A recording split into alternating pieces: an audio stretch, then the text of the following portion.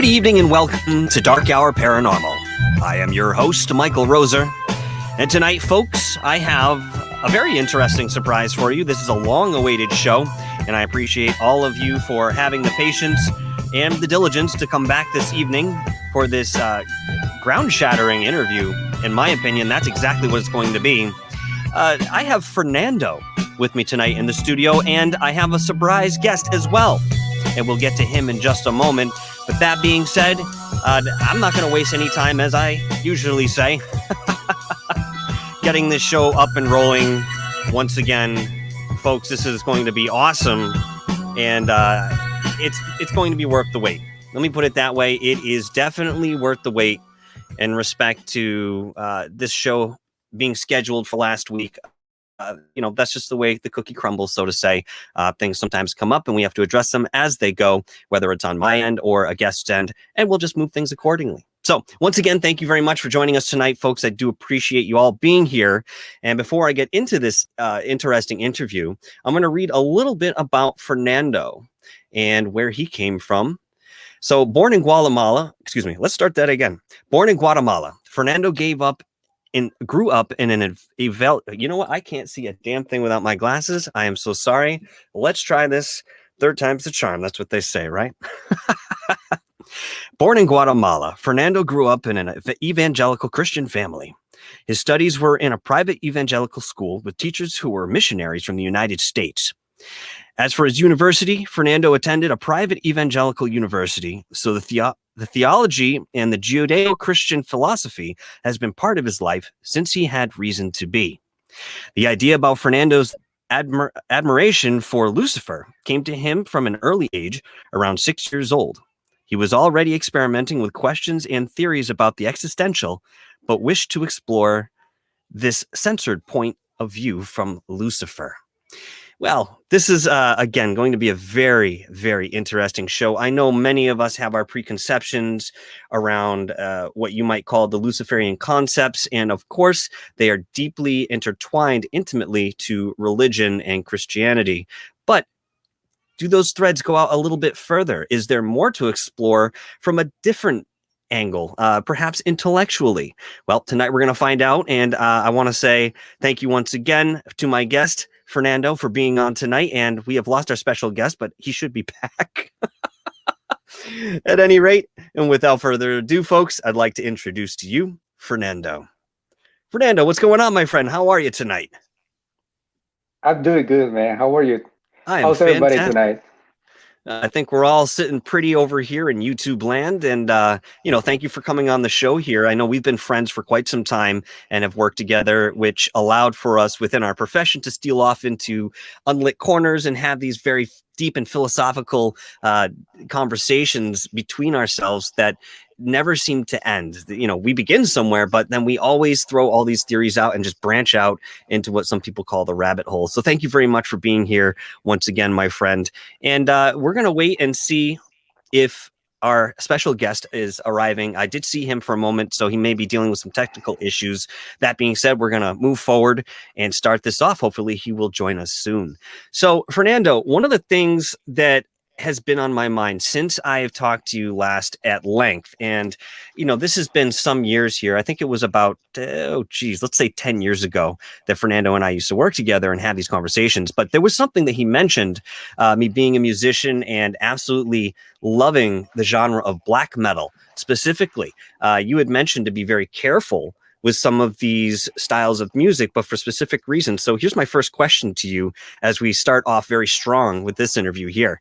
You've mentioned to be careful with some of these styles of music, namely metal as the genre. Our conversation revolved around basically because time signatures and tempo arrangements may reflect ancient song rituals or cult practices. Can you expound upon this idea a little bit and perhaps elaborate? Absolutely, yes. So, as I think everybody knows that everything is vibrations and has like information that go through the vibrations, And what happened with the music is when we choose or choice some kind the the music and lyrics can easily open doors to the unknown, you know. So some musicians know about this, and they try to write their music and the rhythm and the lyrics with this idea. So when we, as the listeners and as the observers, somehow we like the song, or we like the lyrics, but we might don't know what is behind of the lyrics and what is behind of the rhythm. So we might be opening a door, but we might don't even know what kind of door is, or to which dimension or to which entity are we and somehow worshiping this entity. So that's why back in that time, I talked to you about the some kind of you know danger when we practice this kind of the music, because even as many of us and many of the people that are listening to us and are watching right now, when we use like a hard rock music or metal music, uh, sometimes we get a lot of adrenaline, you know. Mm-hmm. We get excited, and sometimes we get some kind of violence, uh, and it's this because this, you know, vibration that goes through our body Mm-hmm. has has a purpose, and this purpose to some of us can, you know, transform in an adrenaline, but we don't know why, you know. So some scientific research have found that music can actually help you to accomplish some goals. For example, in the Olympics, um, maybe everybody can see that when, you know, the people that's gonna run like a quarter mile, everybody is using headphones, and the idea is that they try to put a music that's gonna be faster than the way that they think. So when they put this music that is so fast, the neurons will react to the rhythm of the music. So in this way, they will kind of prepare the entire body to run faster than they usually run. It can be 1 second, can be 2 seconds, but that's how the music actually works. And this has been proved by science. So back in the ancient time, when the ancient people were using music, somehow they have this knowledge. uh, I know that I'm going to another path, but I just try to show you how this works. So what I believe is that we have a missing link, and this missing link is our memory. So we might do some stuff that in our minds, in our thoughts, we think that this would work, but we don't know why. So that's how the music in the ancient times was used to us to worship gods, to do some rituals. So we have this idea inside of us, but we don't know why. When then we start practice this, because we missing this ancient memory. But in the same way, the music will still works, will still open new doors, or will still open the same doors, or will help us to worship a God that we believe that is going to be our God. It's the same way that as evangelical use the music. It's the same way as the Catholic Church use the music. It's the same way as many religions use the music, um, because somehow they know that the music will help them to reach this God. And back to the question, that's why, and back in that time, I explained to you that can be dangerous, because some people can experience paranormal activity when they're listening some kind of rhythm or some kind of songs, even with romantic songs. It just depends of the rhythm and depends of the idea behind of the lyrics. I Well, don't you know if know, that. No, that's very descriptive and exactly what I was hoping to hear from you in terms of complexity within an answer here. Um, you know, sound is very interesting and very sacred. And for those of you who are unfamiliar with how sound and music actually works and affects our physical reality, I suggest you take a few moments just to look into the physics of this. I mean, we're moving air, we're moving physical molecules within objects. So, there's a lot of implication behind that in respect to ritual and how we used to use music back in ancient times. That being said, a lot of the rhythms, especially in the syncopations that we find in music today, overwhelmingly, have been used many times in past cultures, and I think that they didn't look at music the same way that we do. Of course, they found that it was something much more fundamental to existence than something to throw on your headphones and listen to on your jog to work or what have you. There was extreme intention in bringing that sort of phenomenon into a culture and using it the way that they did. I wonder too if some of that knowledge, that I think you're referring to this in some way, is actually still within us, and so we're enjoying some of these songs and rhythms, and we're familiar with them, but we can't put our thumb on how we're familiar with them. Possibly, again, left over from days of old, perhaps cellular memory. But I agree with you, Fernando, that using music does open certain passageways energetically. And I think the intention behind that will really dictate what type of experience is actually brought forth within the music or ritual sounds that you're using. Very curious, man. I've often wondered, because I look at some of these black metal bands, and yes, there are a handful that have had their own controversy in respect to crime and murders and everything else that you guys can imagine. There's a very big, long story with the Norwegian root of black metal. But that being said, there were bands that also grew up around the same time, were doing their own thing, and will completely shun the illegal and criminal activity of these people who believed it was necessary to act this way in order to imbue their music with that energy, and perhaps with that style of approach in terms of politics and religion and so forth. So, that's really interesting. And I believe, not to be too long-winded here, there is one band called Inquisition who have really built a fan base with their music, extending the knowledge that what they're doing is using ancient time signatures arranged a specific way so that each song is actually an energetic ritual within itself. So when you put that into your environment, there's no doubt in my mind you're absorbing some of that. You must be, because it's something so connected to vibration and frequency. Again, we can go back and quantify that. Moving on to the next question. I really appreciate that answer, by the way. That was fantastic. Many have expressed the notion that our entire third dimensional reality is reflective of a Luciferian experiment, wherein we experience separation from the source, similar to the way that Lucifer was cut off. Do you think that there's any validity to this interpretation today, kind of pulling religion out of it?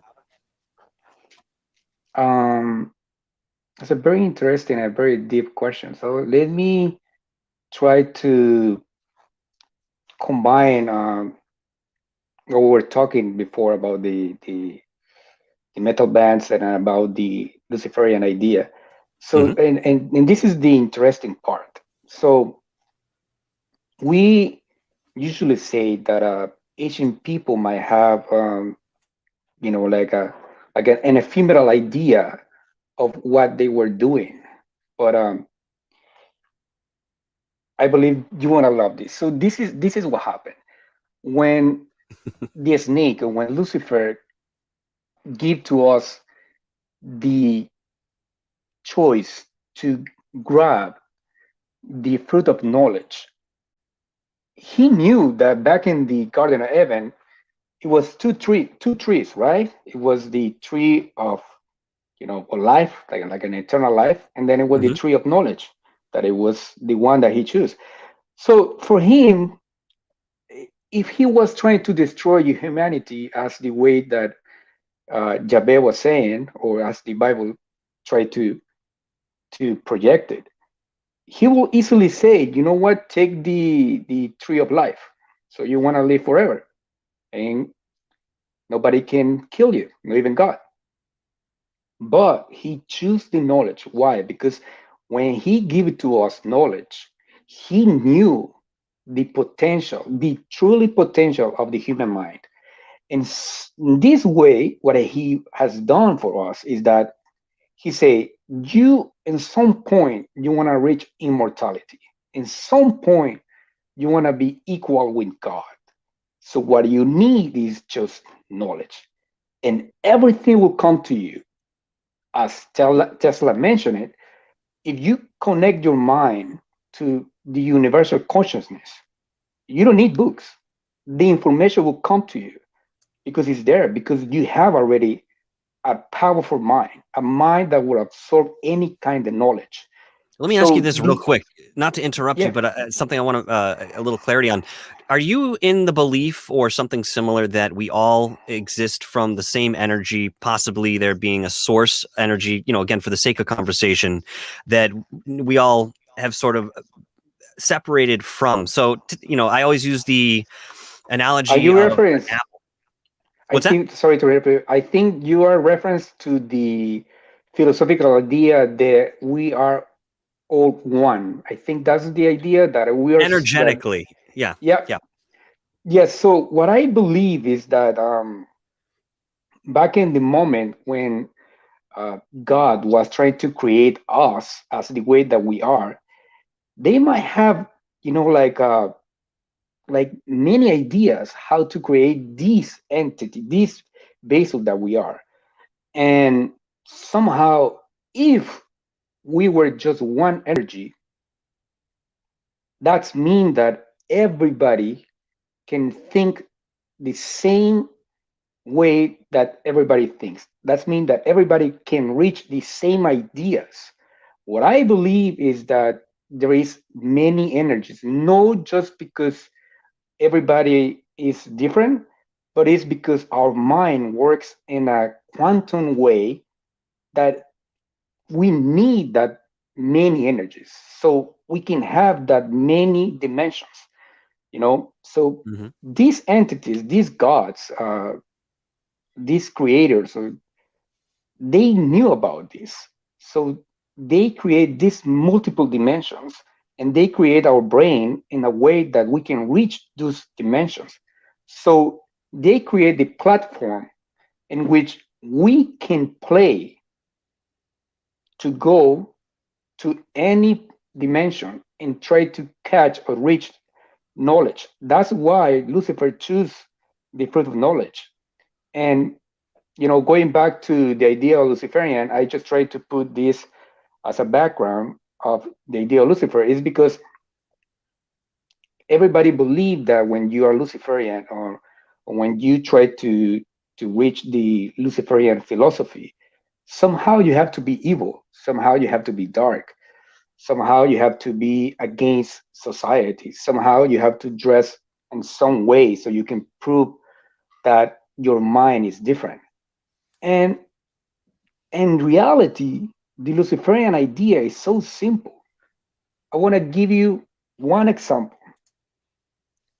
Back in the ancient time, and even in our times, slavery was, legal. And not even just legal. God, the God of the Bible, that's supposed to be the super powerful God, and has supposed to be good God. He allowed the slavery. He even give you some ideas and some rules to keep slavery. But and then the French Revolution happened, and we realize that humans has the right to be free. Now, this is the point. We choose that with the knowledge that we accomplish it. So back in that moment when we put the rights to human beings to say we want to stop slavery, we go against God. That moment was like an earthquake in the spiritual world because we choose to go against God. And this is something so heavy that even the evangelical people, even the Christian people, they know that they go against God because they stop slavery, because God was in favor of slavery. So in that moment, we play the same game as the Lucifer played back in the heavens. We stood, we stand up against the idea of slavery, and we give it the freedom. And we give it freedom to everybody, the right to be free. And that, my friend, is amazing. So that is the idea of Lucifer. Lucifer, you don't have to be someone that will read the satanic Bible, or you have to dress black, or you have to do a pentagon, or you have to do some rituals. No, the idea of Lucifer is to have that passion to say, there is no God upon us, there is no king upon us. It's just us. We have the mind, we have the knowledge, we can accomplish wonders if we believe in us. The idea of being selfish has been manipulated. We have to be selfish in order to love someone else. We have to love ourselves to the point that we would never allow one of our words to touch the ground. And this is something that even Jesus did it. Jesus, in order to love humanity, he has to understand, he has to understand that he has to love himself more than anyone else. And when he reached that point, he, accomplished his promises. So we have to be selfish in some way. But society has manipulated the ideas or the definitions, or, in some way to actually put limits in our brains. So when someone say, "Oh, you are selfish," when someone say, "Oh, you are a narcissist," so that right away is going to trick something in your mind and say, "Okay, I'm doing something wrong." But it's no completely truth. Society do not possess the absolute truth. The absolute truth can be found in each one of us. But to actually reach that absolute truth, you have to learn about yourself. You have to understand your limit. You have to understand how dark, bad, and good you can be. You have to love your issues, not your success. So this is not something that I'm not trying to be, like inspirational guy. I'm just trying to show you, or trying to share to you guys and to the audience, the true idea behind of the Luciferian philosophy. The Luciferian philosophy can be just that. Go against someone that try to control us through the idea of worship that person or that entity. We Well, isn't it create gods. interesting that we see that? Yes, I mean, it's also interesting to see that in sort of a micro way, we've seen this sort of behavior amongst populations, uprising against oppression, suppression, and so forth. There is this model sort of built in. And my understanding of the Luciferian ideology and concepts these days, of course, when I was growing up, I was like you, I was given the Christian interpretation of that, which is fine. But that being said, I understand today a little bit differently than I did back then, in respect that all of us, okay, anybody who's existing in a physical sense is part of this rebellion. And the rebellion itself is not necessarily, "Hey, fuck you, I'm going against you, God, like that's it, piss off." It's more like, I'm going to do an experimentation where I divide myself from you. I come out of the comfort of your bosom to experience what it would be like not having that security or not having that straight connection. So in doing that, we're giving ourselves an entirely different experience, which is actually interesting in respect to a singularity, I think, if you look pretty deeply into it. But, that being said, again, we are essentially all part of this experiment of division. And this is, again, where my belief that we are all the same energy, where it kind of still stays buckled within these concepts, because if we weren't, I mean, where did we come from? It seems to make sense we would come from some sort of singularity. Again, these are terminologies that we're using for the sake of conversation. I know that there's something much more eternal about at least the size of something like this, okay? But I think that there's a lot in there in respect to this not being something that we're punished for. It was a choice that we've all undertaken. And whether you accept that in the tier of understanding that we call Luciferian concepts or certain religious ideologies. It doesn't really matter as long as you understand the concept itself. We had Jorge here for just a moment. I don't know where you went, bud, but if you can hop back in, and as soon as we get a quick break between us here, I'll pull you up and bring you in as well, brother. I see you trying. Moving forward a little bit here. Now, here's something that I think a lot of us have contemplated, not just recently, but for quite some time. Is the religion behind the curtain, the one that many Black societies and upper governments subscribe to, more Luciferian in nature or satanic? And the reason I'm asking that is because we've seen a lot of evidence of ritual sacrifices throughout the gamut of time. And, doesn't really matter who you are. I mean, it could have been anybody. It could be animals, children, people being abducted, and again, satanic. Is there a difference really between the Luciferian concepts that you're presenting and what we understand Satanism to be? So it's sort of a two-part question. I'll revisit the first part if you need me to.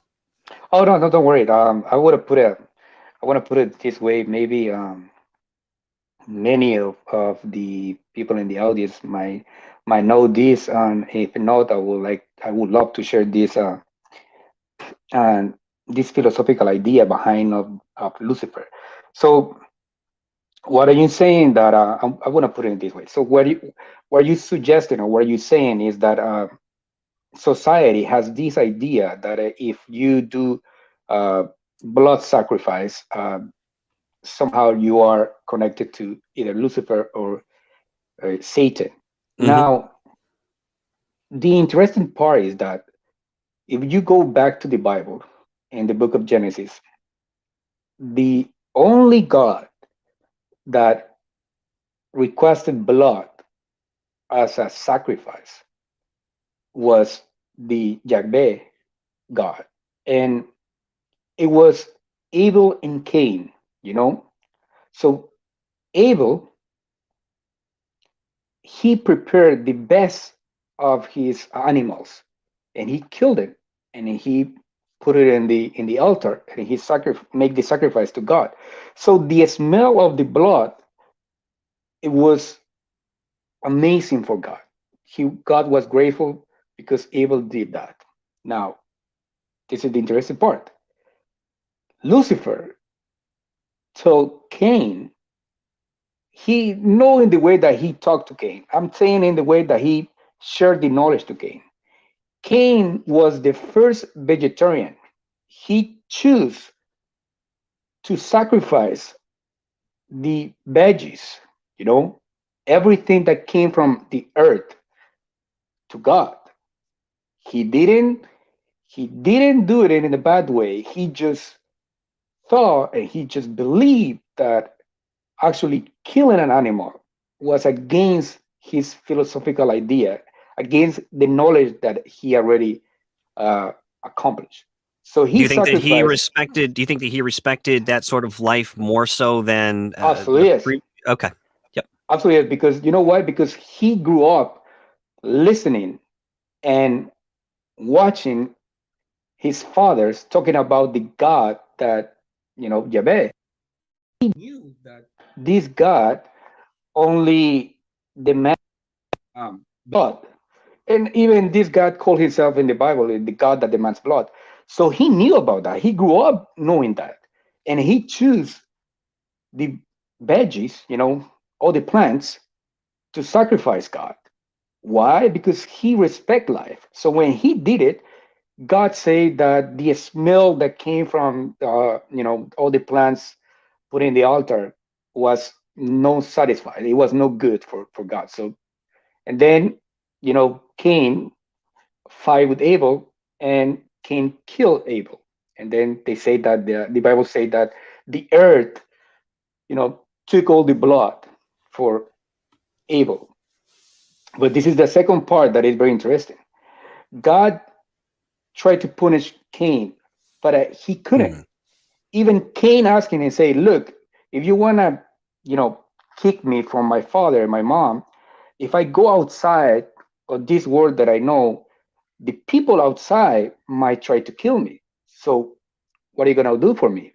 And God say, okay, I want to put a mark in your head, so nobody can touch you. Nobody. So people say that it was like a horns in the head of Cain. So that's why nobody can touch him. But that is this, like I might say, like the source of the idea of the philosophical idea of the vegetarian and the vegans. It was actually Lucifer who started because he respect life. So that's why I always say when some people say, "Oh, this group is satanic because it has a pentagon or has a Baphomet or has a lyrics that are very dark," and some people say, "Okay, these guys do blood sacrifice." The problem with that information or the problem with that perception is that the only God so far that requests blood is the Judeo-Christian God in the Bible, Yahweh. He is the only one, to the point that Jesus Christ has to sacrifice his life through blood. I'm sorry. Hold on 1 second. Hey, Jorge, how you doing, my friend? Do me a favor and just turn the volume down on your external audio there. It's just kind of overlapping with us. Thanks for being here, buddy. Okay, Fernando, keep going, bud, and then we'll get to you, Jorge. Oh, so yes. So even Jesus Christ has to give his blood in order to, you know, clean our sins, and it was through blood. So what I believe is that many people that use blood sacrifice, they might don't even know to which God they are offering the sacrifice. Mm-hmm. I believe there is two sacrifices that are very powerful. One is the blood sacrifice because will carry all the information for all your blood lineage. So that information, that ancient memory, it will be offered to God through blood. The second Interesting. sacrifice, second sacrifice that is very powerful is the sexual sacrifice. Well, that's a big one. That is a big one. I think just as big as blood is, if not more so, in certain ways. Because in this one, you want to mix the fluids of the female and the male, or the two males or the two females, but the fluids are going to be mixed. So all the information that goes through all those fluids, it will be offered as a sacrifice. And not just that, the energy that will be released during the sexual act, the orgasms, the energy is very powerful. Some people call themselves like a sexual vampires because they like to suck that energy, and it's very powerful. Some people believe that Scorpio sign, zodiac sign, used to that, just to use that as an energy for them, and another water zodiac sign. But going back to the question that you were saying, I believe that society has the wrong idea of what is Lucifer, but in the same way the society has a small portion, like kind of like that invisible hand that is pushing the society to go against some rules, to go against the established church, to go against these religious ideas and these religious rules or laws that try to control the humanity, like the dualism, the love of dualism, the love of duality, this idea that you do something to someone, and just because it works for you, it means that whatever you have done to that person is good. But if it doesn't work for you, it doesn't work for the other person. It doesn't work for the society that you belong. So all your actions will become evil or bad. So is this the point of view? Is the perception that actually allow dualism or allow the duality to actually work in our minds? Well, it's interesting you bring up duality, because the very next question I will ask deals with that sort of polarity. Jorge, welcome to the show, brother. Thanks for coming in. I know you were trying a few times there, but we finally got you. And it's good to see you, my friend. It's been, of course, about the same amount of time since I've seen you physically as I've seen Fernando, and neither of you age. I said it to Fernando earlier, but you both look exactly the same that you did 10 years ago. So I know you've been in the chat and bouncing back and forth, so you've been listening to some of this discussion.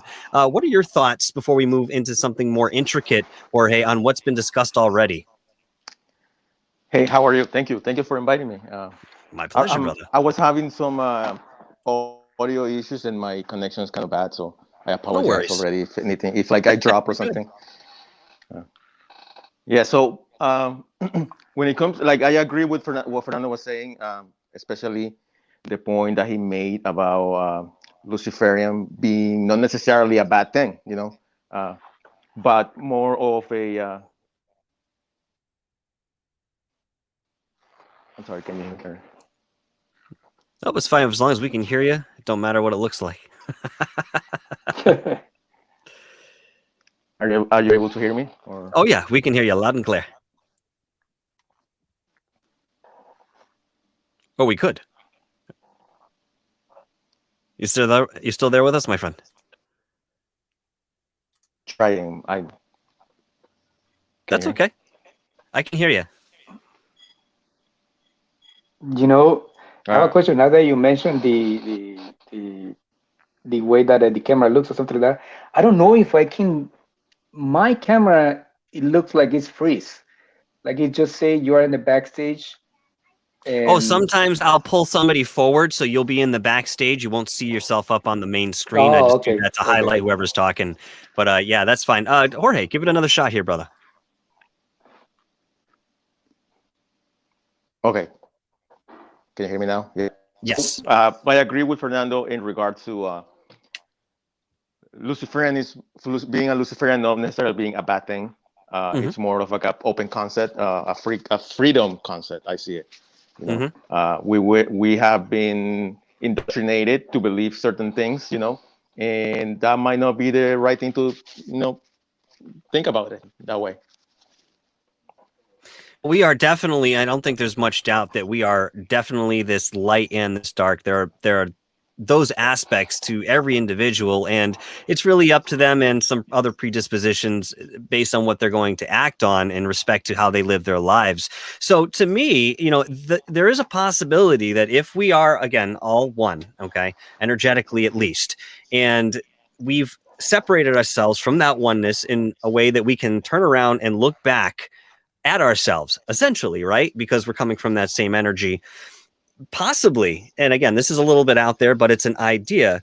I mean, we've all heard the idea that we are all God, right? We are all gods. We are all creative. We can create. So given that notion, is it possible that we might be somewhat of a god in training? So you have to go through all these experiences, you go through all these frequencies, you understand them, you learn about them, you internalize them, and then maybe we're given the chance to be what some other civilizations might call that all, and we are actually playing that creator part. I don't know, it's just something that came to mind in respect to what we're talking about here. And I like to keep an open mind and think about what might be possible. Oh yeah, absolutely, yes.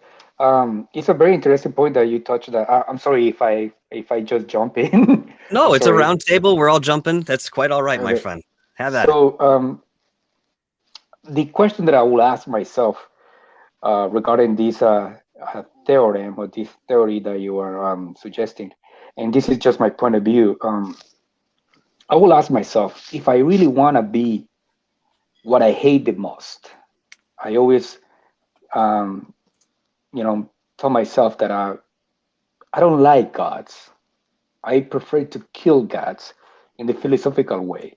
Deicide. So, for my point of view, I believe the only difference between the gods and us is just knowledge. And I want to give you this example again, touching the Bible.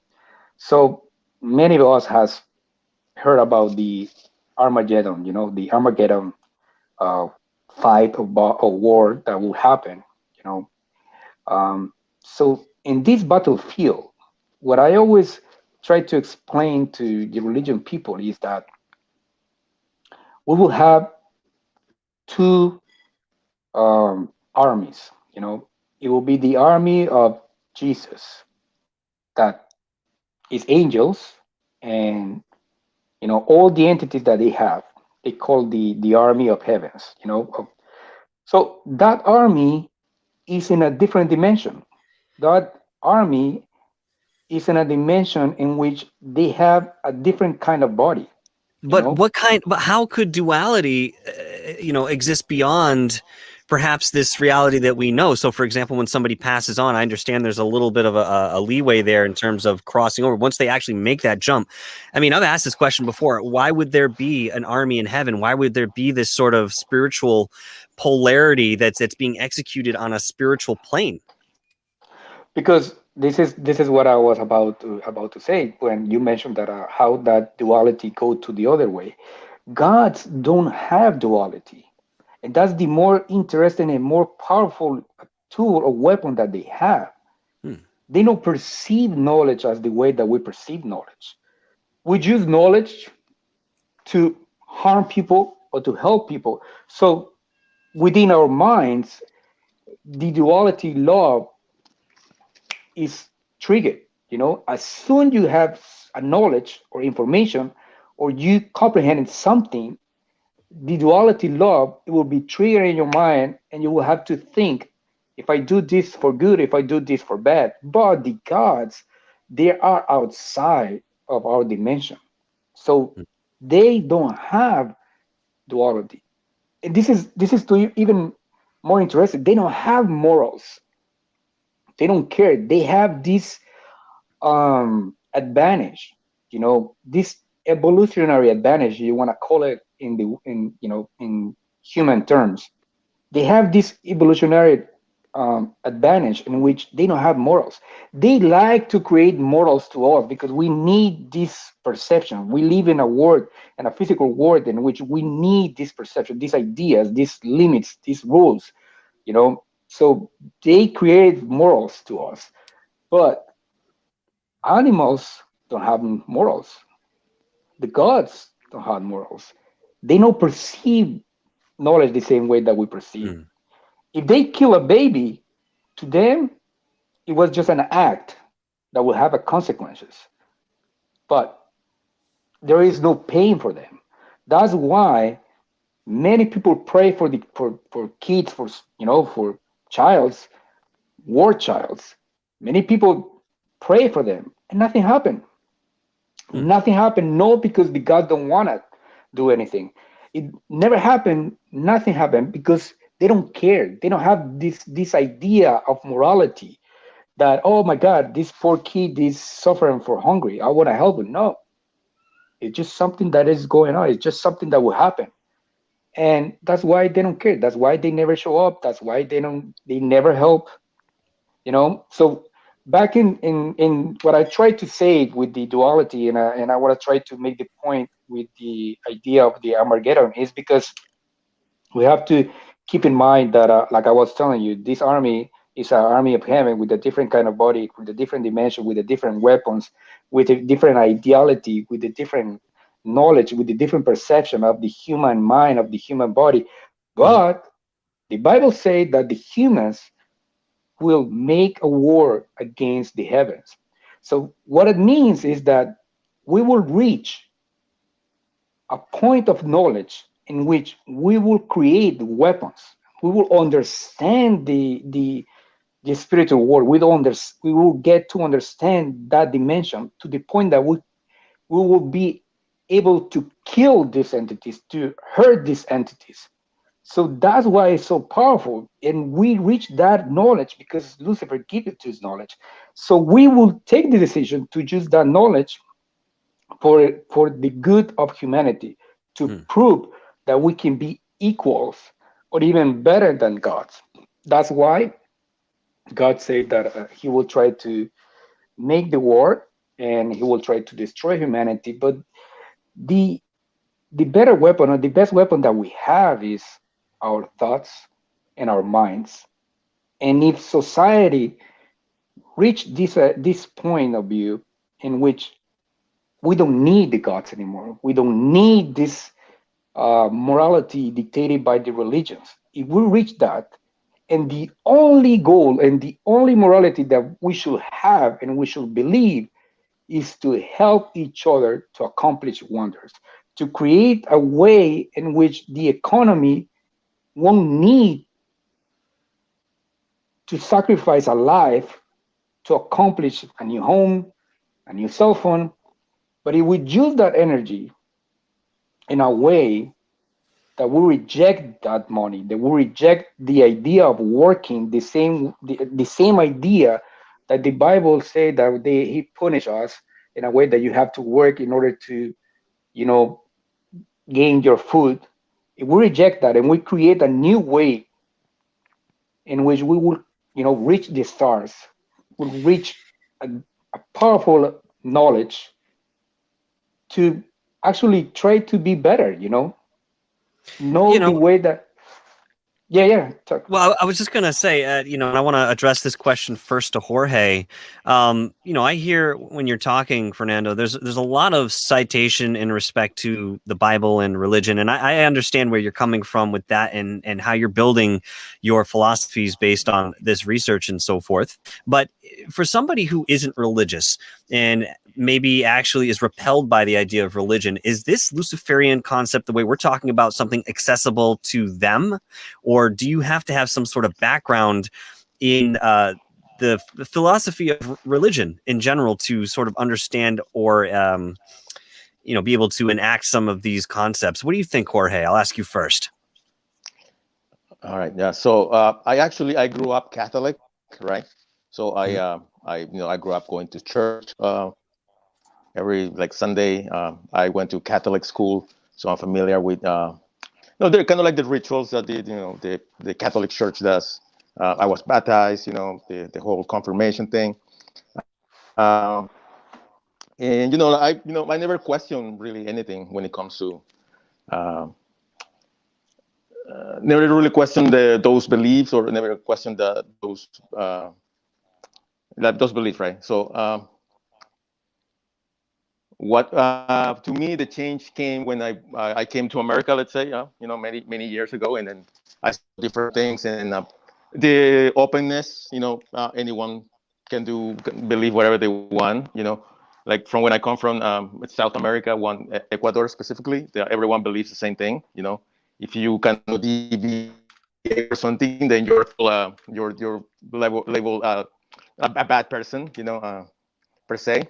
Or if people don't really have the option to believe other things, because then you will be falling out of the social, norm, Mm-hmm. So that was the first thing I would mention, having that freedom to actually be able to see other people believing other things, and then, well, you're kind of describing you're stepping away from that religion, and which is fantastic, because I'll be honest with you, as you know, through our conversations in the past, I did something very similar. I was also raised under this Christian and Catholic umbrella, if you will, and eventually stepped away. Now, in doing so, that allows the person, the individual, a sense of freedom. That's what I have found. Okay. But in respect to what we're talking about with the Luciferian concept, do you think that someone has to have that foundation of religion in order to understand and perhaps enact some of these philosophies in their life? Maybe, yeah, because I'm not sure about that, but let's say, for example, that I would think so, because if you grew up with a religion, right, you will already have the notion of Lucifer being a bad person, right, a bad thing, or something bad, and I feel like your curiosity will be, and the fact that you see other things, you will ask yourself, oh, okay, but, and especially another thing that would count is if you maybe read in ancient histories from before the Bible and things of that nature, right? That might be able to see, you might see a contradiction between those two. And then you can ask yourself, okay, so if they taught me that this was the way, why does this other people of this other culture, of this other thing, says something kind of similar but different, That would be the questions that I would ask myself, Does that make sense? That would make sense. That would make sense. And I do have a question that I hope we get a chance to get to regarding that I asked Fernando the last personal conversation we had. And, unfortunately, I had to truncate that to, get onto something else. It was so interesting, the answer he was giving us, involving these earlier cultures and how this aspect might actually fit in with them. Let me move forward here because I know we have another 40 minutes. It seems like a while, but believe me, this is flying by so far. And we never get to everything, unfortunately. That's why we have a part 2, right? So this I'll send out to both of you, but I'll direct it to Fernando first. And this deals with the duality aspect a little bit. In your view, is there a respective light and dark? Is the polarity of such belief at the forefront of your interpretation of reality? And if so, which aspect holds more power in your opinion? That's a very deep question. So let me try to explain my point of view. So when I myself refer as a darkness or as the darkness or as a dark, I don't usually try to put it as a something evil or as the physical representation as something dark. What I'm trying to refer with that is that is the hidden knowledge, all the hidden knowledge that nobody knows about it or nobody like to talk about it, or the society has censored it. But I'm referring as a pure knowledge.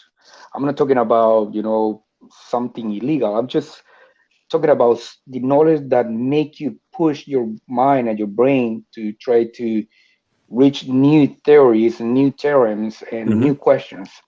And so for me, the duality of the dark and the light, it has to do with the point of view of each person.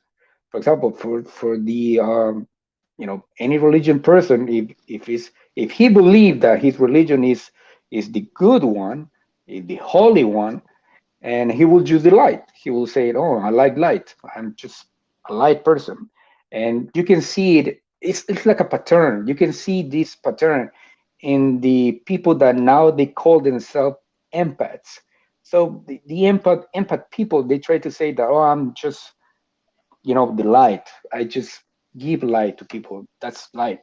But and then when you talk to these people, and you use the word darkness, when you say, "No, I love my darkness," they really quickly think and say, "Oh no, this guy is evil, this guy is a satanic, this guy is a Luciferian." But what they don't know is that darkness actually represents the the river of knowledge that nobody has reached. So for me, there is no actually perception as a light or dark. I just use the dark because it's the one that nobody like to talk about it. So the duality in that is that in my perception, I don't see the light as a something good. I see the darkness as a something that can teach us, that something that can give you that idea, because it's the idea of being equally or better than the God that actually give us that passion. And I just try to put this because the question that you asking Jorge regarding if he's a religion person, he will understand about Luciferian is the idea, is the pattern. You can look to the pattern in each religion, and you will find someone or some ideological idea or some philosophical idea that go against the pre-established, and that pattern is the Luciferian idea that goes through civilizations, through religious ideas. It keep doing the same. So, to my point of view, you don't need to be a Christian or a Catholic to actually understand or to actually feel the energy of Lucifer. What you need is to believe in yourself. What you need is to be our inner self, to believe that you can be that God, that to believe that you can be equal to the gods. And when you reach that idea, when you understand that idea, and then you will, find out that it was a Lucifer, that it was the morning star, or it maybe was Prometheus, or maybe was this one call it in this civilization, or maybe was Enki in this civilization, you know. So it's an idea, it's the pattern that actually, you know, allow us to understand how this Luciferian idea works. To me, is because I grew up with that, so I call them Lucifer. But maybe it's not the name, the real name for I him. understand. Maybe, yeah, that makes sense, because we're just calling that energy by that name, more or less for identity reasons, so that we can have the conversation and, compartmentalize that aspect in our brains, essentially, because that's what the brain loves to do, or the mind, whatever you want to say. Exactly. Yeah. So, I always kind of look at it. All right. First of all, ignoring your darkness is very dangerous. It becomes latent, and there's a possibility that when you ignore this, you're stifling some aspect of yourself that needs to be expressed. And of course, today we want to do that positively. Again, that's why I look towards black metal as a positive expression of that negativity, if you will. That being said, I think we all have the potential. I think it boils down to potential. You're standing at the edge of a cliff. There's somebody in front of you hanging on with one hand. You have essentially two choices, okay? The potential to make either one of those choices is there within the individual, but it's the individual's proclivity, natural bent, that will usually make that decision. So, if somebody who feels more strongly about, saving somebody's life, then undoubtedly you're going to do that. If you're somebody who doesn't have that compassion, perhaps doesn't feel for someone else the same way that they feel for themselves, they could let that person go. But again, it comes back to potential in understanding, I think, the balance between the light and the dark that we have. What do you think, Jorge?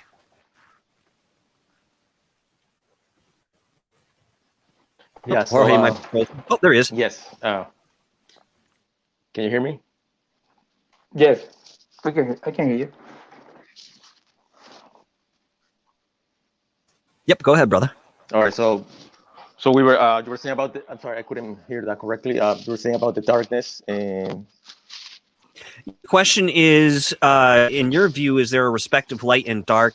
Is the polarity of such a belief at the forefront of your interpretation of reality, and which aspect holds more power in your opinion? all right, in my opinion, would be that I do think there's well, in this reality will be like we see as a light and dark, right? So the light is always gonna, it's called the positive light, right? And the dark will be like the negative. I do think that it exists, right? And then people can put themselves in different degrees in that if you make it like one different degrees in so definitely I do think that one definitely is more positive than the other. If you go to the dark, let's say the dark side, right? I do think it's a little bit negative. It's definitely negative than they go into the light side. Does that make sense? Yeah, no, and there are some people that will bend to either way. Again, I think there are many variables that perhaps cause that reality for somebody to go in an opposite direction to what we consider something more productive. I mean, the question really comes down to this. I mean, do you come into this life? Are you born with these potentials to do something very evil or cause harm? Are you somebody who is what we consider a psychopath and it doesn't feel anything, or is this genetic, or is this something passed down energetically, or is it all fucking three of them? I mean, it could be. It really could be. You're referring to the gene of evil, this idea that the science try to prove that there is actually a gene, that actually triggered the evilness in each individual, and that's what you're talking, right? That can be. Yeah, that's an idea that something genetic might be passed. Yes. Yeah. Or environmental. Fuck, I forgot to say that. Environment plays a huge part growing up. Sorry, go ahead. So I hope this is no controversial. So this is what I try to think in terms of the these pre-established ideas of the society. What I try to to teach myself is to see the whole picture, not just the actually term of the actually theory that we believe as a evil or good. So what I try to do is, okay, we want to mention Hitler. So when Hitler commit the genocide, from is two groups. The group that believe that whatever he has done to humanity is evil, right? And many of us agree that everything they has done, everything that he was trying to do with Jewish people, almost everybody agreed that that was bad, that was evil, right? But and then you have the other group that has this perception, that has this invisible hand that pushed them to believe that what Hitler was doing, it was something good for humanity, So this is the point. The point is that many of them, they just have this idea that it was good. There is no way that they grew up like that, or because they have this gene or something like that. They just have this idea, and they don't know why, but they believe that whatever Hitler was doing, it was good. And then it's us in the same way. We didn't grow up in that time, but when you read about Hitler, your mind will bring this idea to you right away and say this was bad. Well, this is I'm going to jump on you real quick, because you brought up Hitler, which is a perfect example. It's the first, I think, that most people think about when they talk about somebody who's had such a negative impact, at least within the last couple hundred years. Okay. So what we know about Hitler is that he was extremely neglected as a child. He led a life filled with these personal failures, from, trying to attend university as an artist and so forth. There's so many of them that eventually he kind of just wheeled his way into what seemed like the proper place for him to be, given what he was going to do.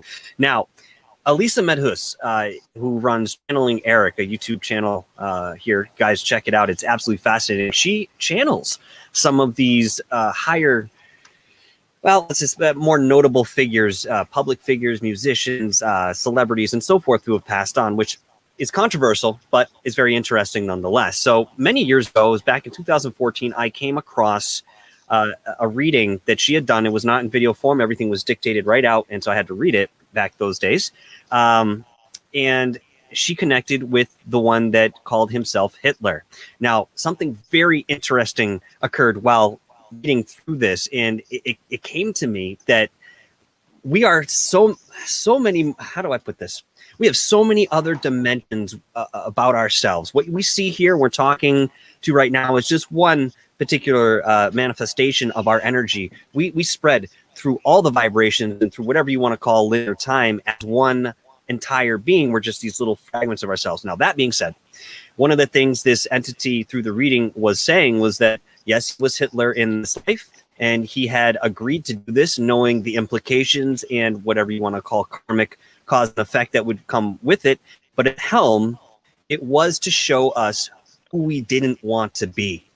Okay, we had to go through that hell first. We had to go through that experience to look back and say, that's not the type of world we want. So in this reading, he was essentially expressing that he was a necessary part, that, this was sort of a plan in the beginning to be the central figure, to cause all this strife, and yet it would propel people and the collective in a more positive way moving forward. Well, I can say today, save for the few people out there who don't think the Holocaust ever happened, that's a whole nother fucking thing in and of itself. There are so many people who have come up and keep this in our consciousness as something, hey, don't let it happen again. Oh, you see what's happening over here? That's sort of parallel what happened. We got to change that. So there's this memory that we have, that we all share, of this time period, whether you were actually part of it or not, energetically or physically, that still is ringing that alarm, saying we can't go back to that sort of mentality because it's very easy to do it. given certain circumstances. So I just wanted to jump in and kind of throw that out there because, some of these really what we call bad people or people who are doing very evil things or things that are just not conducive to this reality on any productive scale, I believe also have a place because duality has to exist in and of itself. So you can't have the light without the dark. You can't have the white without the black and so forth. It's just, you don't have any reference if you don't have the opposite end in order to say that it exists.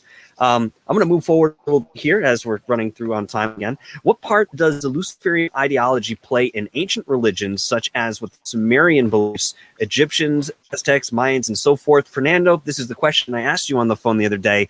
And if you could kind of summarize what you had said with that, I'll move on to Jorge and hear what he has to say about it. Oh, okay, absolutely. Yes. So what I believe is one of the patterns or one of the signs that you can see on the ancient religions or the ancient civilization that they might have reached this idea of Lucifer is the advantage, like they reach some kind of science in which they create the language. The Sumerians, plates is the one that we believe the language came from that ancient civilization.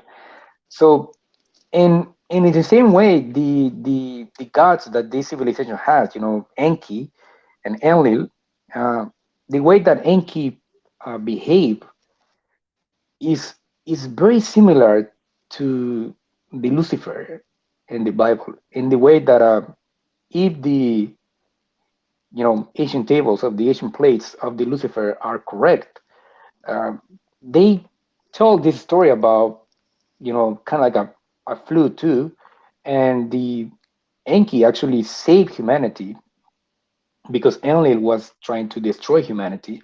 So the pattern that I'm seeing over there is that Enki believes in the actually true potential of the humans. That's why he saved us. That's why he was trying to keep this life as the human beings in Earth, because he didn't because we walk in our feet or because we have thumbs or because we have maybe a better vision than the animal. No, he did it because he believed in the mind, in the human mind, in the actually potential of the human mind. And Enlil actually knows about the human mind, so that's why he feels afraid if the humans reach the knowledge of the gods, they might go against Enlil, and we might go and destroy Enlil. That's it is very similar because then you go to the Babylonian civilization, and then you go to the Bible civilization, in which they talk about the Babel Tower, Babel Tower, in which the gods apparently to the civilization back in that time, God was so easy to see it in the sky. Maybe some people say maybe it was like a spaceship, or it was something that it was so easy for us to see it. So that's why that civilization say, okay, we want to create this tower and we want to reach the place where the gods are.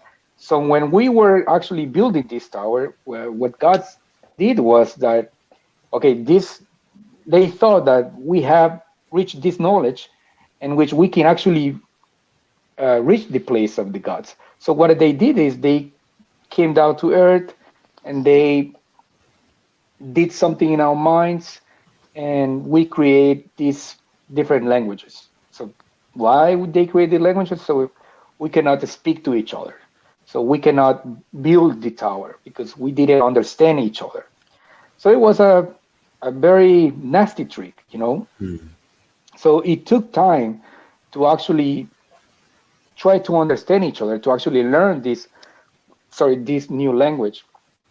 And if you go to another civilization, what they saying, the Mayas, they believe in the blood sacrifice, and the Aztecas believe in the blood sacrifice, The Hindu people, they have a god that is destruction. That can be destruction and can be good, and it has many faces, many names, but it's always the same pattern. It's a god that's supposed to be good, and and then it's this entity that's supposed to be bad. Duality, yeah. The same duality, and the interesting part that the duality exists inside of the planet Earth, inside of our own perception. If you go outside in space, it's dark. There is no such a thing as actually, day or night. Is just, it's just energy. It's just, the emptiness.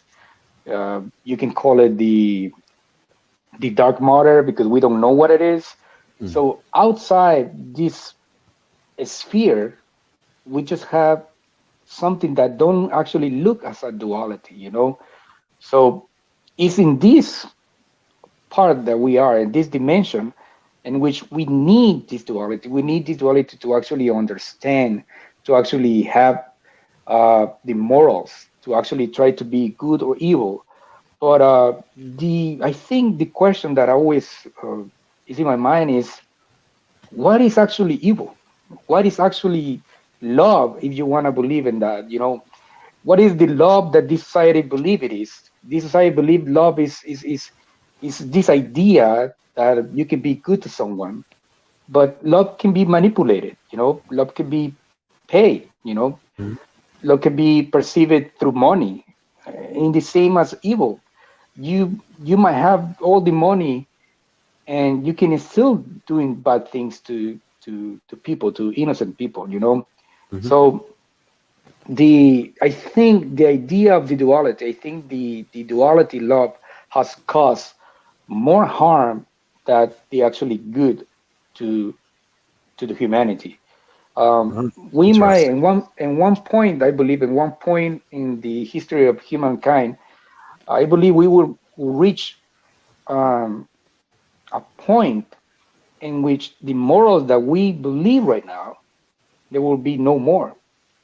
It will be a lot of changes, and if you go back in time and you will say, okay, back in back in these times, you guys were, saints. You have these morals that believe that a child cannot be harmed. But if you go to the future, we might reach a point in which we will look ourselves as savages, that we might turn more cold in order to actually accomplish different things, and I think that's how the humanity will be, because we have to reach that knowledge, and the more knowledge that you reach, the more human you become. So yeah yeah. Absolutely. So I put it this way. So as right now, you have to think and say, okay, I have to love my neighbor. But what I'm trying to say about the morals will be different is that as right now, like I said, you have to think and say, okay, I have to love my neighbor. I have to be a good guy. I have to be a good boyfriend. I have to be a good girlfriend. I have to be a good, citizen. But maybe in the future, and that's my theory, in the future, we don't need to even think like that. It will be an subconscious behavior. We will reach some, amazing knowledge that you don't want to think about. Oh, I have to do this because it's good for him. You will just do it. It becomes intrinsic. Yeah, and you don't want to think about it. You don't want to need to say about it. It's just gonna happen. Well, where we are headed in terms of our evolution, I think that there is very much that element present wherein we aren't going to need certain guidance, if you will, to access some of that knowledge. And, the parallel that I draw is, in starting Reiki as the healing modality that it is, it gives you a handful of symbols that you're to use through your first and third level. Sometimes people there's an extra level in there depending on the branch of the modality. But that being said, these, and it's not really expressed, at least when I was doing the training as much, that these symbols were really just there for kind of a training purpose. So for example, open a session, you'd have a symbol that would increase the power of the session, let's just say, okay? So as I started using these symbols, I eventually just didn't use them anymore. I would sit in front of somebody for a session, and automatically the power would raise as if I just used that symbol. So it became a very innate sort of activity that, you know, I could just execute without any thought at all and still have the same result. Jorge, I want to get to you real quick on that same question there, just to rephrase it. You know, there was, you know, we have Luciferian ideology today. Did it play any part in some of the ancient cultures that we have observed, you know, going backwards? Right. So I think it's more like the interpretation of the like Fernando mentioned, the Sumerians. I bet that the Sumerian tables, since it's been established that they're older than the Bible, are a good point of reference to compare with the Bible and see that they're letters that, you know, kind of like resemble the same stories. And what you can see there is also like a kind of like similar Luciferian figure would be Enki, as Fernando mentioned. He is trying to help, you know, humanity in a way, and then that parallels with the history of the you know, the Garden of Eden. He gives humans knowledge in a way, and then there's the other side of the coin, which is the god, the main in the Sumerian case is the main god Enlil, right? Who's the one who's in charge of everything. But they both, the difference between is that they both, the Enlil, Enki in the Sumerians is the one that kind of like created humans, right? Yeah. And that's a bit, and I think that's the interesting part, that he's the one who created humans, and at the same time, because the other, you know, his brother, he takes all the credit pretty much because he's the boss. Let's say he's the boss, the manager of the of the farm, right? Yeah. So, but then he helps humans because he wants to save the nation, right? I see the only thing that's missing from the Luciferian version of the Bible is that, you know, we don't see the devil, let's say, or Lucifer, being the creators of the humans. But how do we know that's, you know, it's not missing from the story in particular, right? So my point being is that, you know, I think it's important to go back to those stories and just, like, you know, get familiar with them, and then make yourself take your own conclusions from those. That makes sense, and you know, I appreciate that answer very much, Jorge. I have one more question. I think will take us out for the evening here. It's sort of a comprehensive one, which is why I think we can, you know, work with this time that we have left here. But again, this is for both of you, and I'll start with Fernando. What is black magic, and how does it sit at the center of what we understand to be satanic ritual? Why, in these people's perception, is ritual necessary? And is it something left over from ancient times to appease a certain vibration that now only exists within certain folds of our consciousness? Fernando, take it away. Oh, that's a very very awesome question. You know, like, so what I believe is, we as a humans, we have to believe in something. You know, and when we find that missing part in our life, and we feel good with that idea. In this case, some people call themselves weekends, or a witch or warlock, or they practice witchcraft, like they say. Um, some of them, they use the black magic, and you know, when they say black magic, is the magic that actually cause harm, or you know, can actually work for the only point of view of the person that actually requests that favor. You know, so black magic can be interpreted as something that you want to kill somebody, so you request that spell and that person will die. Or if you want to, you know, have sex to someone that don't like you, and you use this spell to actually manipulate this person, and then you will have sex to this person. Or if you want to, you know, stole the money for someone, and then you do this. Or you want to silence someone, you request this spell. And then is the white magic that is supposed to actually help people, heal people, healing people, or try to, help people to find a job or something like that. But what many people missing is that magic itself is free of the human perception. It's us who take the decision to use this energy or these vibrations or these phonetic vibrations in order to actually cause harm. So magic is free of any interpretation. The actually power of magic, the actually, the secrets of magic is free of human interpretation. It's us who take the decision to actually harm. So what I'm trying to say is that these ancient secrets or these ancient patterns or rituals in which we will gonna, get something as an exchange. What we don't know, and many people that practice witchcraft don't know, is that to who entity they are requesting these favors. Some people might say, "Oh, I'm requesting this to Satan," or "I'm requesting this to Astaroth," or "I'm requesting this to a nation god from Hindu," or "I'm requesting this to Yahweh." But they have just this idea, but they Well, might don't I don't know to I don't who mean to is interrupt you, but I want to say yeah, something real yeah. quick based on what you're just saying. I think a lot of times when people subscribe to a specific name, such as Satan, which has its roots in, we can find, where that came from. Okay, it was a man-made conception, really, Yeah. in essence, and it's grown into this big snowball of nonsense, if you will. But when they call out or invoke a deity in the name of Satan, like you're saying, because there is no actual Satan, in my opinion. You don't know what you're going to actually get posing as that energy. Go ahead. Sorry, I Yes. didn't mean to interrupt you. Oh, no, no, don't worry. No, no, it's a good point. So that's actually what I was trying to say.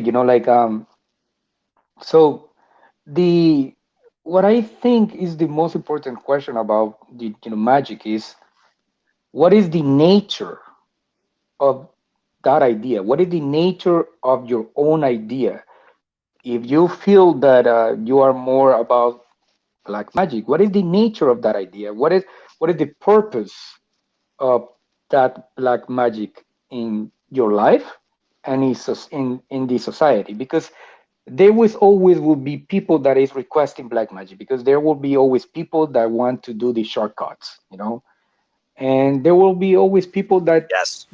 they feel sick and they just want to do the shortcut and just want to go for the healing people of the white magic people, and they will try to fix the body issue. But the actually question is the nature, because what happens if these people is sick? Because as many people believe, I don't personally believe in this philosophical idea. I just want to put it on the table. But many people believe in karma, right? So what happens if this person is just carrying karma and he's sick, right? Any kind of disease, and he go to a white witch, and this witch, you know, she does the ritual or he does the ritual, and then he is okay again. So is this person, his true nature is to actually help them, or is he goes against the idea of karma, or go against of the punishment of karma? So as you can see, doing something good not necessarily means that it's good, because what you're doing is you're just taking a shortcut and you don't know the nature of the situation. So that's why I always say, if you want to practice magic, just try to look for the nature of the idea, because if you understand the nature, you will understand that are not allowed to touch everybody. You are not allowed to actually heal everybody or to actually put in a spell to everybody. But you have to understand that. And when you understand that, when you understand the nature of your own idea, when you understand the nature of your own path, and then there will be no black magic or white magic. There will be only energy See, that will yes. See, flow through your own perception and through your own body, because you will become a vessel. you know. You are And you just bringing in wanna, a higher concept here. You are you bringing just in a much wanna. higher concept. Yeah, go ahead. Sorry. Also, no, don't worry, don't worry. I'm just saying that you just wanna, let that flow of energy goes through your body, and then you want to choose to do, but because you know your nature, you don't have to worry about black magic or white magic. You just know. It's just something that you just know. And what I'm trying to say is that many people believe or think in a binary way, the duality, good and evil. But what happened if you stop thinking about that? What happened if you just think about knowledge, and instead of looking on the books, and instead of looking for, go to the college, why not we try to reach the actually fountain of knowledge instead of following the river? Why do we not just go and try to find the fountain of knowledge? And then when we found that, we want to ask our own question. We want to ask in the question, the right question, and then we want to get the answer, and then we want to find the nature, and then we want to reach a point of view in which our minds will be fractured, because we will pass for a lot of paths. So our minds will be fractured, but if we learn to think with our fractured minds, we don't need that idea of duality anymore. I think You what just you're will saying do. I'm resonates with. sorry.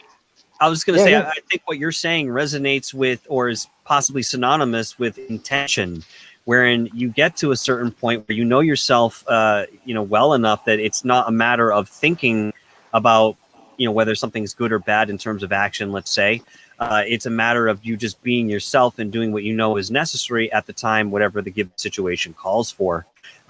Jorge, very quickly, I'd like to get your thoughts on this, and then unfortunately, I'm going to have to close out the show because we're at the bottom of the hour. But go ahead, and then we'll do our exit here. No, I agree with Fernando 100%. Magic, it's a matter of interpretation.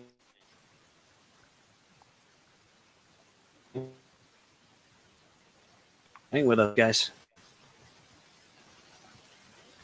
We're gonna have to start you over again there, Jorge, because we lost you for a moment. Can you hear me, brother? We're having some audio issues on that end. Oh, and he's gone. All right, well, you know what? Hey, listen, we're going to close out the show anyway, but I really want to thank both you, Fernando, and Jorge for joining us tonight here. I think that the way you think has always been very interesting to me, and I've always really appreciated and respected your perceptions and your views on the world. So again, thank you very much for coming on the show tonight, Fernando, and thank you, Jorge, because I know you can hear me. It's really a pleasure for me, brother. Oh We have my gosh. always enjoyed our conversations, Oh God, and you and I know, both of us know, that we could sit here for the next 4 or 5 hours and we still wouldn't reach the tip of the iceberg, even though we're climbing. We are climbing.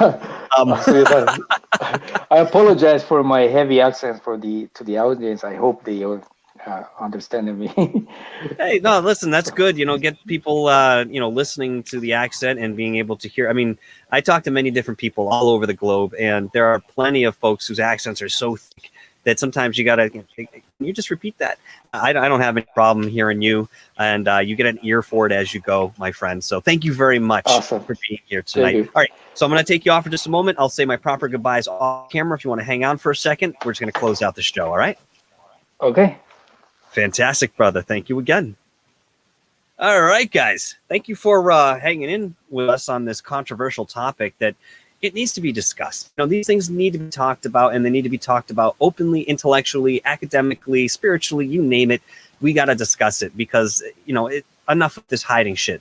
Okay. Enough running in fear from some of these ancient concepts that we probably knew earlier on in our previous existences, if you're one who subscribes to reincarnation or anything of that sort. I mean, listen, our ancestors did what they did, and we have the evidence to show that that's the way they lived. So now we have the question as to why, and how does that place within our life here in the modern era? Does it have a place? So that's why I wanted Fernando and Jorge to come on tonight, and I again thank them very much for doing so. I want to thank everybody in the chat for showing up tonight. I want to thank my super chatters, Mr. DB Cooper and Wreakin' Havoc. Thank you so much, guys. As you know, every penny goes right back into the show. In fact, I have made my first purchase as of last night, I believe, 2 nights ago maybe, where I did invest in a camera, video camera, where I can now take this off location and start doing stuff with that. And that was all bought with donations. So thank you very much, guys. It's just going to help the production level get to a different level altogether here on Dark Hour Normal as we're going forward. And again, can't thank you guys enough. That being said, guys, definitely tonight, 12 o'clock, midnight Eastern time, we have a third phase video coming out. Please go and check that out. It is my first third phase video that I've done. First time I've really edited anything for these guys. I do hope you will all join us for that. That being said, please go and check out Third Phase of Moon and check out Goof On. You can see those guys pretty much every single day. Goof On will be on at 10 o'clock Eastern time tonight. Usually does about a 2-hour show. Always entertaining, always informative, and always a fantastic time filled to the brim with, some tongue-in-cheek and some good laughs as well, guys. Can't take this stuff too seriously, right? Okay. All right. That being said, please like and subscribe. If you want to donate to Dark Hour Paranormal offline, you may do. There is a, you may do so. There is a link in the description that you can do that there if you are interested. And again, thank you very much for being with us tonight. I'm going to play the trailer for the Third Phase of Moon's new movie coming out February 16th, entitled Countdown to Disclosure. And one thing I will say about this movie is it's going to knock your socks off. So make sure you put a couple pairs on, maybe 3, before you sit down and watch this production. And I'm not just blowing steam on it. Believe me, this is absolutely comprehensive and incredibly groundbreaking for the time that we're in here, for those of us who have certain questions about UFOs and ufology at large. So, all right, that being said, I won't keep you all. Have a wonderful rest of your night. Stay magical, stay inquisitive, keep asking questions. I'll see you guys all at Third Phase at 12 o'clock Eastern time. Have a great night, everybody.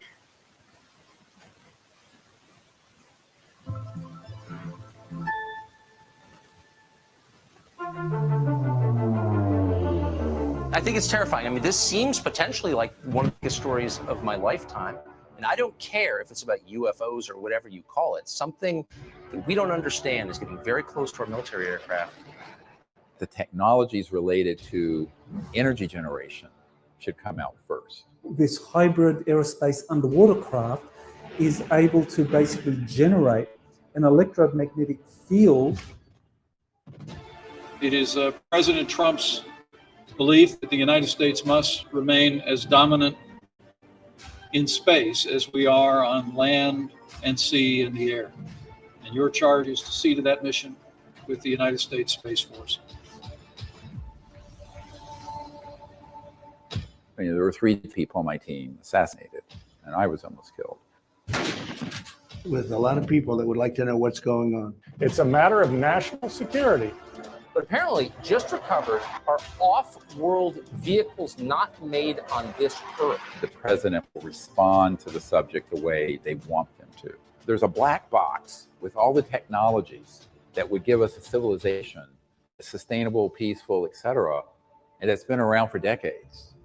Everybody's asking the biggest question in the world. Are we alone? Look, it's all out there. The narrative that's being launched, which is a false narrative, is that we're not alone and that the civilizations are a threat. The problem is that the public has to be informed and involved. Could be a brief statement saying, hallelujah, I'm finally vindicated. I'm not completely convinced they're going to let this stay like it is. But the people who are surrounding that level of our politicians and government are not told. Like the movie Independence Day, where Will said, let's go kick alien butt.